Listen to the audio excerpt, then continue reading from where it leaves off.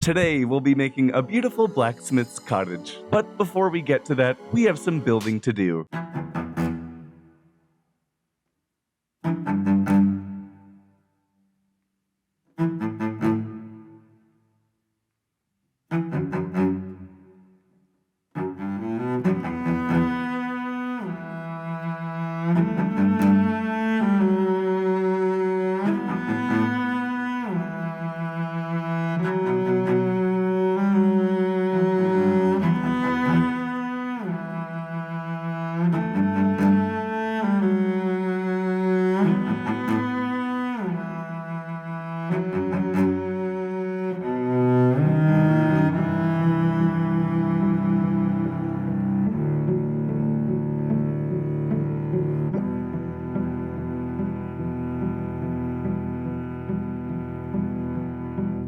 Now that is one good looking sailboat. This fantastic sloop just sits on the water right here and completely matches the colors with the rest of the kingdom. There's actually no way for me to get inside this build, but I really do like how it sits, and we're gonna save this pond area for a later project. Because now we have an important task on our hands. You see, I've been thinking, and I think it would be an awesome idea to have a nether portal that would be nestled inside of this cave right here. And I don't think that we're going to go into the nether this episode, but I would like to be prepared for when we do. So in order to build ourselves such a massive nether portal, we're going to need to get a ton of obsidian, which I'm going to go and do real quick, and we'll chat more about the build later. Also, I did want to let you know that the wandering trader did end up showing up, and if we come over here, you can see that he hooked us up with some acacia saplings, which is a huge win in terms of having more types of wood to build with. But now let's go and get some obsidian.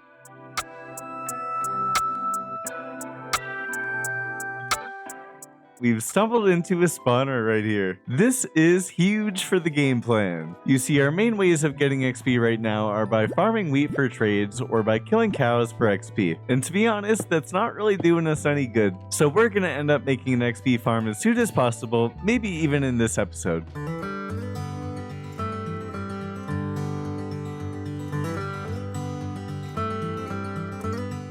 And there we have it, our first ever cave spider XP spawner. If we head over here and we take out our sword, we can slay at these spiders, as you can see right here, and it's going to give us XP along with spider eyes and string. And as you can tell, we get a ton of XP from that. So I think that we should quickly use this spider XP spawner and then get ourselves a fortune enchantment on our pickaxe so that we can knuckle down and mine up all the ores that we've gathered.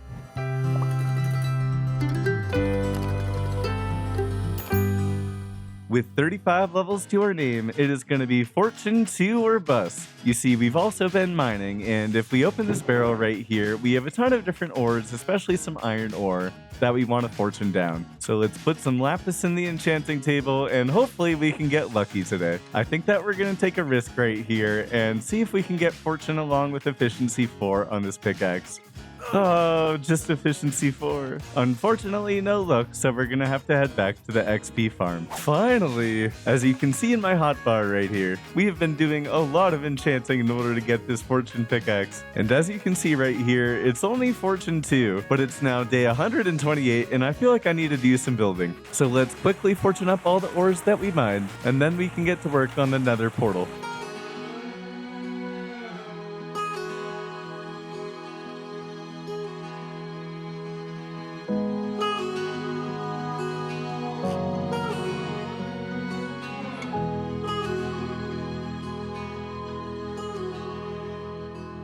Now that is one whole boatload of ores, if you don't mind the pun. And you'll notice that I'll be rocking no armor from now on. I have a mod that makes it look invisible, and I really like how the skin looks, so I think that we're gonna show it off. So we have just over a stack of iron, just over a stack of coal, half a stack of lapis, and a whole ton of copper. This will be more than enough ores to get us started for the farms that we're gonna make in the episode. And part of the reason that we had to make all those ores was because I had already gathered all that iron, but I have all these mine carts right here because I completely messed up and crafted the wrong thing. But we'll take a couple of these lava buckets, get to smelting some copper, and tomorrow we start a building. 2 hours later. I decided to do some mining to wait for the next day, and look what we have right here. It looks like we're gonna fortune some diamonds. And a net total of 4, that's huge for the game plan. And we're gonna keep on looking too. And a spawner. Let's see what we have in here. Some golden horse armor, a little bit of gunpowder, a music disc, we're gonna have to listen to that later, and a saddle. That's a huge find. However, we're looking for lava pools and we haven't been successful in finding any yet. We found one lava source, but we need a whole pool. I found a mine shaft and look what we have right here, a golden apple. Today just keeps on getting better.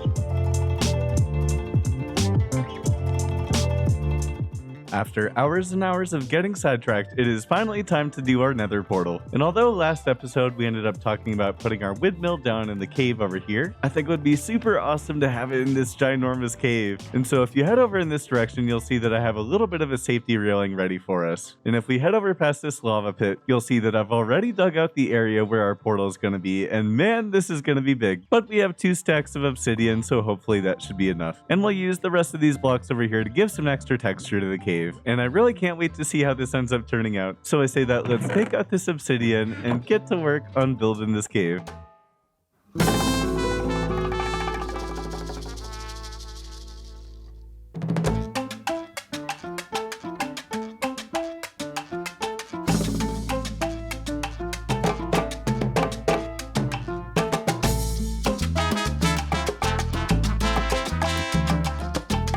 Now, this has to be one of the best builds that I've ever made. I wasn't sure if I wanted to add in stone brick stairs, but I really like how it came out. And the vines completely make this into a lush, overgrown cave sort of vibe. And I think that it looks absolutely perfect. We can head in through our gateway right here, and we're going to be met with a fully done interior for the build. The back end of this portal room has a ton of copper blocks, which look really nicely, and I know that they'll look even cooler as time goes on. I'm not really sure what I want to do with this area yet. We'll probably have a bunch of nether storage and whatnot, but we're not going to the nether this episode, so it's a problem for future Slip. So we're gonna head to our enchanting station and see what we can get. After doing a little bit of enchanting, including getting Feather Falling 1 on a book, I think that I'm gonna enchant another book with Sweeping Edge 3. But ladies and gentlemen, we have a farm to make. So the first of the farms that we're gonna be making today is gonna be a lava farm. And you'll notice that I already have an outline of what I'm gonna be building over here. I'm not exactly sure what it's gonna look like, but we'll be building a tower. But a lava farm is actually pretty easy to make. We're going to start off with a 3x3 of cauldrons. We'll put a dirt block on the middle one, and then we'll hop on top of it and proceed to make another 9x9. And then we'll punch out the one in the middle. We'll take our favorite trapdoor, minus spruce, and we're going to outline the outer edge. And then we'll flip down all the spruce trapdoors. I always think this is so satisfying. Once we have that, we're going to head over to our chests, grab 9 buckets of lava before taking out all the dirt, and placing a bucket of lava on every spot. It's important to have a bucket of lava on every spot so that the farm will work. Once your 9x9 container is full of lava just like this, you're good to go. So we'll head back into our chest, we'll grab ourselves some pointed dripstone, take out this dirt block right here, and place a pointed dripstone on every single block. And by no time, we'll have an unlimited lava farm so that we can do infinite smelting. And before we go into making this build, there's just one more thing that I want to tell you. You see, it took us a long time to get the 9 buckets of lava that we needed for the lava farm. And while we were exploring, I think that we came across 9 diamonds, giving us a full total of 11 right here, which is a huge win. We've also fully recycled our first set of iron armor aside from the helmet piece. It's next to our first ever shield, and eventually my plan is to make a massive museum for everything that we've had first in the series. And of course our first diamond pick is going to go into there, but if you have any ideas about what else we should put in the museum, definitely let me know. But we're going to head on back to our lava farm because we have some building to do, and I have no idea what this tower is going to look like, but I sure can't wait to find out.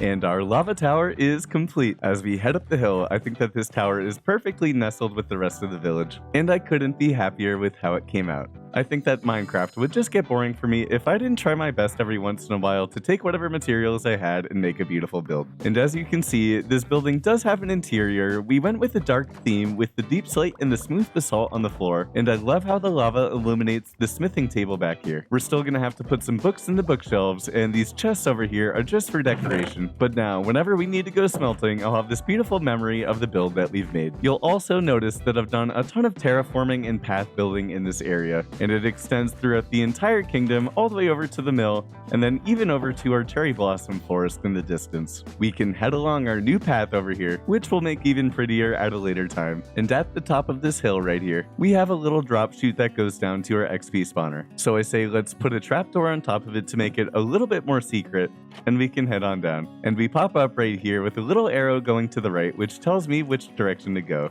You'll notice that I've made a tiny interior in this room. If we open up this trapdoor, you'll notice that the spawner is on, and so we are ready to get some XP. But we have a ton of ores with buttons on the walls, some pointed dripstone to give some extra texture, and a door that leads down to the XP room. We can head down this ladder, and I really haven't done anything with this area because it's much more for farming than it is for looking. I don't have a sword on me at the moment, but we can take out our axe and we slay at the spiders and we'll get tons of XP.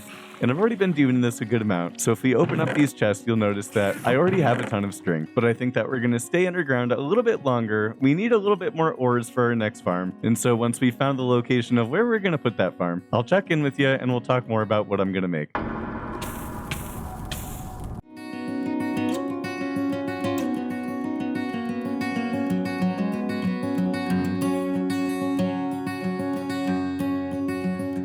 So we've cleared out a little area in the cherry grove, and this location is where we're gonna make an iron farm. It looks like right underneath us is a massive lush cave, so we'll have to explore this area in the future. And you can see our sloop in the distance as we walk along the pathway back home to the kingdom. And this pathway actually leads right to the spider spawner right here. I really don't like the look of iron farms, so I figured that this area was nice but further away. And if we head over here, you will notice that we have a new friend. I figured that she would make it much easier to get to and fro in the kingdom, and you're gonna have to let me know what we should call her in the comments below. So I figure let's just start getting to work on this farm. We're gonna be following a waddles tutorial, and I'll check in with you after this awesome replay cinematic.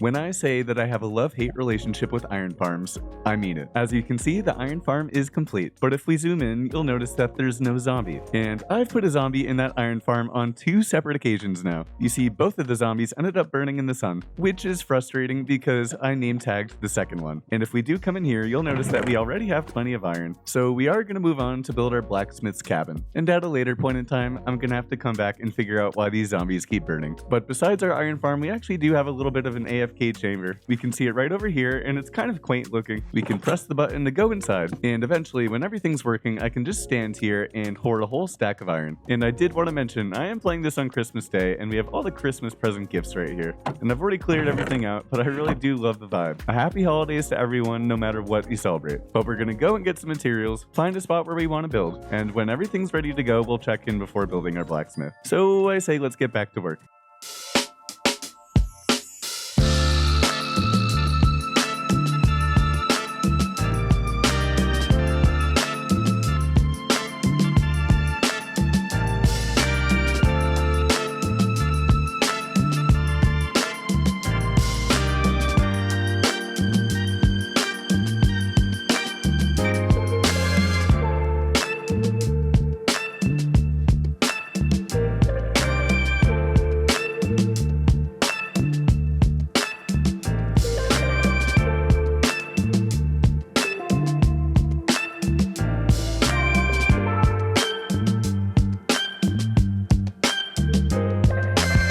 materials have been collected, and I've gotten around to choosing a spot to house our blacksmiths. But first, you may notice that I have diamonds in hand, so we're gonna head over to the enchanting area, craft ourselves a chest piece, and make this hardcore playthrough a little bit safer. It feels good to have diamonds, and with protection 3 on the enchanting table, let's see what we get. Protection 3. Protection 3 is good enough for me, but if we hop on over in this direction, we'll stumble across where we're gonna place this next build. Right over here next to the villager breeder that I super need to fix up next episode. On the hillside over here, we're gonna place our blacksmith, but I'm not gonna build a blacksmith right on top of the hill. I think we'll save that spot for something bigger later on. But we have a ton of terraforming to do because we're gonna nestle it in right over here next to the trees. So as always, let's do that cinematic style.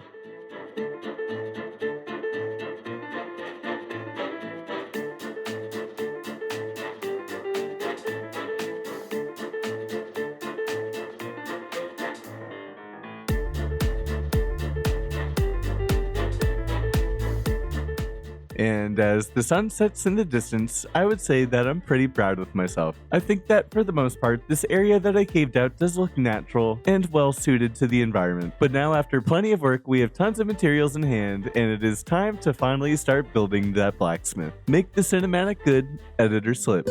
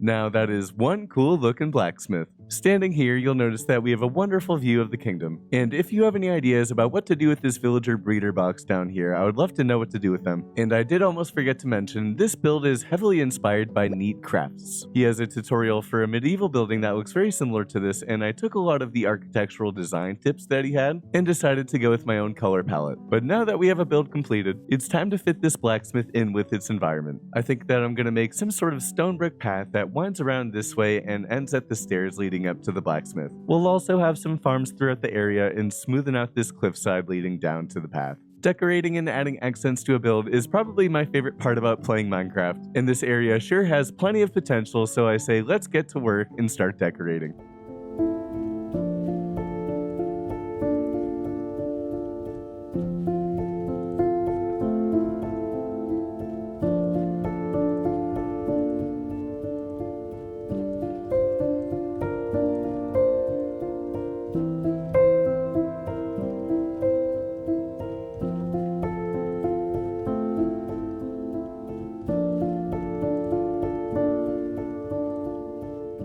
I think I've really outdone myself on this one. Our blacksmith's cabin has 3 fields. We have our sweet berry patch over here, a sprawling wheat field that overlooks the rest of the kingdom, as well as this cobblestone box right here. And if we head over this way, I also have a potato field, which in my opinion looks really nice next to the blacksmith's cabin. And I also made sure to do interiors. We have our little farming area just in case we need a little extra wheat. I think that the first floor is accented really nicely with a bunch of spruce trees and a ton of bookshelves. We can head up the ladder to pop up to the first floor, where I've left the entrance kind of simple, and I really do like it that way. The entrance from the stairs has a great look at the rest of the kingdom, and I'm quite proud of everything that I've accomplished in the last 233 days. We can head into the main floor, which is kind of sparsely furnished. This is the blacksmith, so we have 3 smithing tables over here, and I was gonna put a toolsmith in this building, but I actually have better plans, and we're gonna have to hold off for the next episode. We have a couple of framed items and paintings in this area, as well as a little bit of extra storage. This area right over here is supposed to be a ladder, but I have a water chute when I was building, and I do kind of like it, so I think I might as well keep it. But we can head up here, and we arrived at the 3rd floor, and I think that this is my favorite floor. We have a ton of banners on the ceiling over here, lots of window space to overlook the rest of the kingdom, and if we head through this doorway, we have a puny little room, which I think I'll use to do some meditation. If we head out through this door, we have a bit of a balcony on the second floor, and gosh, I'm really starting to feel proud of myself. As we head down the stone path and the sun sets over here, I'm afraid that we've run out of time for this episode. If you've gotten this far and you're still lurking around here, please do consider subscribing. It really does help out the channel a whole ton. And since I'm so proud of this build and the phantoms are coming, I'm gonna leave us with one final cinematic of the kingdom.